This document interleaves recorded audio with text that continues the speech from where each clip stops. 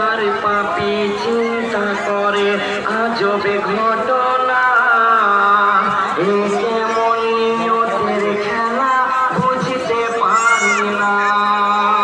শোনো সীমার একটি কথা তোমারে জানাই, বক্ষ হতে উঠোই আমি নামাজে দাঁড়াই।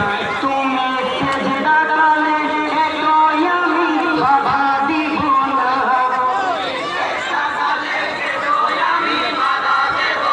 ও তুমি